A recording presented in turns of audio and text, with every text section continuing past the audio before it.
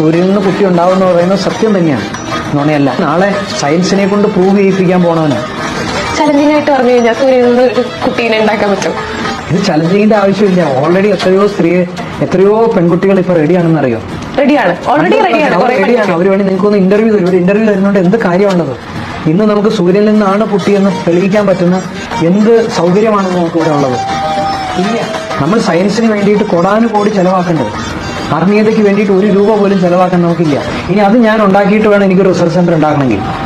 ഇതിനൊരു government body തയ്യാറാവണം, അല്ലെങ്കിൽ നമ്മുടെ കേരളത്തിന്റെ സർക്കാരെങ്കിലും തയ്യാറാവണം, അല്ലെങ്കിൽ പഞ്ചായത്തെങ്കിലും തയ്യാറാവണം. പക്ഷെ എങ്ങാനും BJPക്ക് ഇവിടെ ഒരു ഭരണം വന്നാൽ, സുരേഷ് ഗോപി ഇവിടെ മുഖ്യമന്ത്രി ആയാൽ, ഇതായിരിക്കും ഇന്ത്യയുടെ മുഴുവൻ റോൾ എന്ന് പറയുന്നത്. അതെ, സുരേഷ് ഗോപി മുഖ്യമന്ത്രി ആയി കഴിഞ്ഞാൽ ഇത് തന്നെയായിരിക്കും നമ്മുടെ പ്രൈം ഒബ്ജക്റ്റീവ്. സൂര്യനിൽ നിന്ന് കുട്ടി ഉണ്ടാവുക എന്ന് അറിയാനുള്ള പ്രൈം ഒബ്ജക്റ്റീവിന്റെ ഭാഗമായിട്ട് അണ്ണനെ ആദ്യം ഒരു റോക്കറ്റ് കയറ്റി സൂര്യനിലോട്ട് അങ്ങ് പറഞ്ഞു വിടും. തിരിച്ചു വന്നു കഴിഞ്ഞാൽ നമുക്ക് ബാക്കി റിസർച്ച് കണ്ടിന്യൂ ചെയ്യാവുന്നതാണ്. പോലടോ എന്തൊക്കെ